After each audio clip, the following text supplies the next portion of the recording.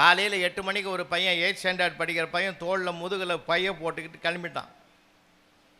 அந்த டீ கடை வாசலில் உட்காந்துக்கிற பெஞ்சில் உட்காந்துக்கிற பெரியவர் போகிறவன் வரவனெல்லாம் பார்ப்பார். யாராவது ஒருத்தனை பட்டுன்னு பிடிப்பார். பிடிச்சி உட்கார வச்சு அவனுக்கு ஒரு டீயை வாங்கி கொடுத்து ஒரு சிக்கலான ஒரு கேள்வியை கேட்பார். அந்த ஆள் கேட்குற கேள்விக்கு எவனாலையும் பதில் சொல்ல முடியாது. அந்த மாதிரி பயங்கரமான ஆள் அவர். ஒரு சேடிஸ்ட்னு வச்சிங்களேன்.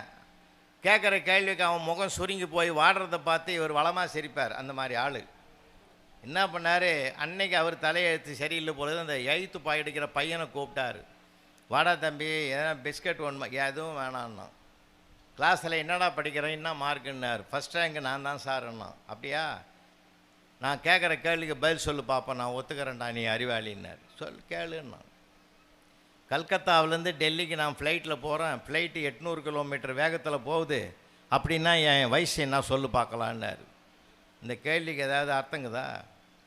ஃப்ளைட்டுக்கும் 800 கிலோமீட்டர் வேகத்துக்கும் கல்கத்தாவுக்கும் டெல்லிக்கும் இவன் வயசுக்கும் என்ன சம்மந்தங்குது?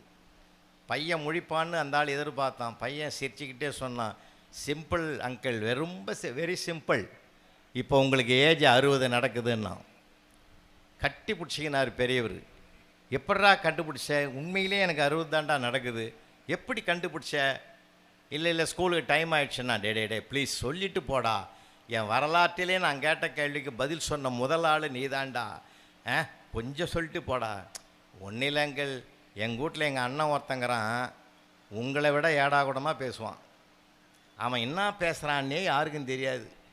அதனால் அவன் பேரே எங்களுக்கு மறந்து போச்சு. அவனை நாங்கள் எப்படி கூப்பிடுவோம் தெரியுமா?